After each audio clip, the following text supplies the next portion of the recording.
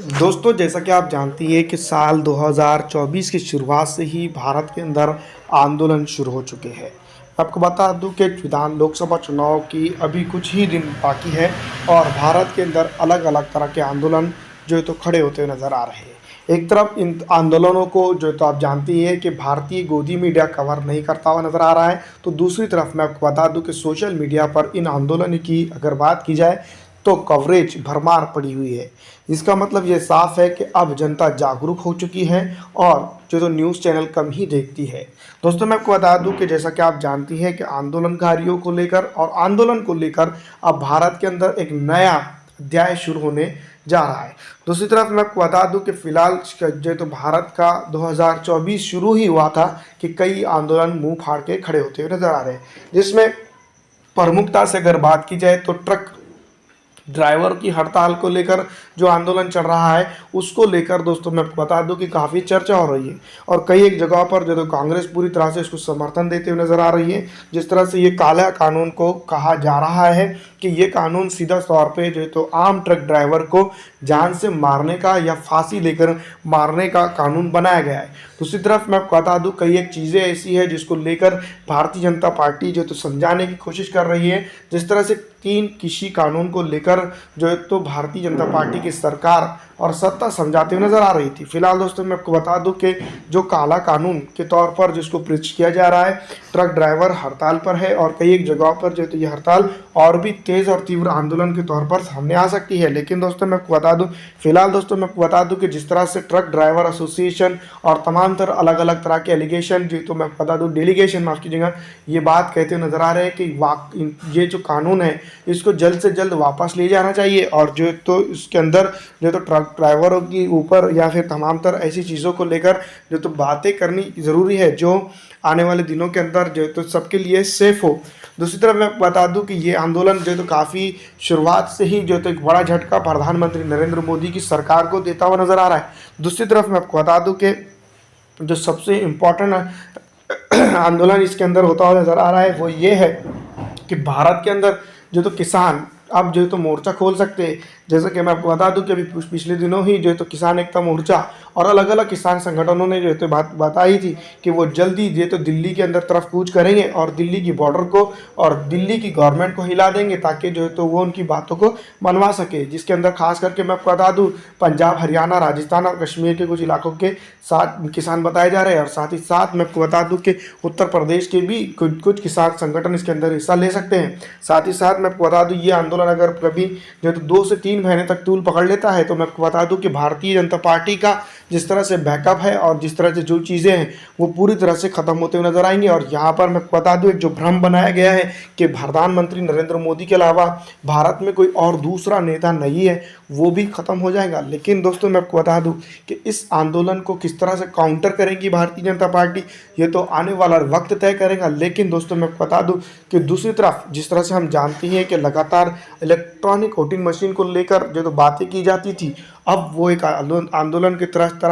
जो तो बनता हुआ नजर आ रहा है। सबसे पहले मैं आपको बता दूं कि इस आंदोलन के अंदर जैसा कि आप जानती है कि पॉलिटिकल पार्टीज ही खुलकर बात करती थी और इलेक्ट्रॉनिक वोटिंग मशीन को बैन करने की बात की जाती थी। लेकिन आप दोस्तों मैं आपको बता दूं कि आम जनमानस भी जो तो इसको जो तो इसके खिलाफ बातें करता हुआ नजर आ रहा है और सीधी तौर पर जो तो इसके खिलाफ बोलता हुआ नजर आ रहा है। जिसके चलते अब दोस्तों मैं आपको बता दूं कि इलेक्ट्रॉनिक वोटिंग मशीन को लेकर आम जनता के बीच में भी असमंजस क्रिएट हो चुकी है। जिसके चलते आने वाले दिनों के अंदर जो तो इलेक्ट्रॉनिक वोटिंग मशीन के ऊपर बड़ा फैसला लिया जा सकता है। इस तरह की खबरें मौसूल हो रही है। लेकिन दोस्तों मैं आपको बता दूं कि फिलहाल जो तो चुनाव आयोग जो तो इलेक्ट्रॉनिक वोटिंग मशीन को लेकर खामोश नजर आता है। दूसरी तरफ मैं आपको बता दूं पॉलिटिकल पार्टियों के साथ साथ जो नॉन पॉलिटिकल ग्रुप्स है वो भी जो तो आप जो तो मैं आपको बता दूं इलेक्ट्रॉनिक वोटिंग मशीन को लेकर जो तो सर चढ़कर बोलते हुए नजर आ रहे हैं और भारत के इलेक्ट्रॉनिक वोटिंग मशीन को लेकर जो है तो बैन करने की बातें करते हुए नजर आ रहे हैं। जिसमें सुप्रीम कोर्ट के वकीलों की भी खास करके नाम हम शामिल कर सकते हैं जो लगातार इलेक्ट्रॉनिक वोटिंग मशीन को लेकर भारतीय चुनाव आयोग को लेकर कटघरे में खड़े करते हुए नजर आते हैं। दूसरी तरफ अगर हम बात करें तो मैं आपको बता दूं कि अब जो है तो आम जनमानस भी इलेक्ट्रॉनिक वोटिंग मशीन के ऊपर बात करता हुआ नजर आता है। जिसके चलते इलेक्ट्रॉनिक वोटिंग मशीन जो है तो मैं आपको बता दूं संदिग्ध तौर पे देखी जा रही है। बातें तो यहाँ तक हो चुकी है, पॉलिटिकल पार्टी आने वाले दिनों के अंदर जो है तो चुनाव का तक बहिष्कार कर सकती है। अगर इस तरह की चीज़ें हो जाती है तो भारत के अंदर डेमोक्रेसी बचाने के लिए भारतीय चुनाव आयोग को जो है तो मैं आपको बता दूं कि इलेक्ट्रॉनिक वोटिंग मशीन को बंद करना पड़ सकता है। और ये वो इलेक्ट्रॉनिक वोटिंग मशीन है जिसके चलते भारत के अंदर जो चुनाव कराए जाते हैं। और चुनाव आयोग का दावा ये भी है कि वो इसके ज़रिए जो है तो काउंटिंग जल्दी कराकर और जो है तो मैं बता दूं कि आज़ादाना तौर पे भारत के अंदर चुनाव कराता है। लेकिन दोस्तों मैं बता दूं कि इस आंदोलन के बाद जो तो इलेक्ट्रॉनिक वोटिंग मशीन किस तरह से काम करेगा और इलेक्ट्रॉनिक वोटिंग मशीन किस तरह से भारत के अंदर रन होगा, इसके ऊपर जो तो चर्चा हो रही है। लेकिन दूसरी तरफ मैं आपको बता दूं कि इलेक्ट्रॉनिक वोटिंग मशीन के साथ साथ कई एक ऐसे मुद्दे हैं जो भारत की सरकार को घेरते हुए नजर आ रहे हैं, जिसके अंदर मैं आपको बता दूं, जिसको हम प्रमुख तौर पर गिनेंगे तो मैं आपको बता दूं कि ट्रक ड्राइवरों की हड़ताल, दूसरी तरफ मैं आपको बता दूं कि इलेक्ट्रॉनिक वोटिंग मशीन को लेकर बातें, तीसरी तरफ मैं आपको बता दूं कि किसान आंदोलन का फिर एक बार शुरू हो जाना। इस तरह से दोस्तों ये ऐसे मुद्दे हैं जो भारत के अभी जो 2024 शुरू हुआ था,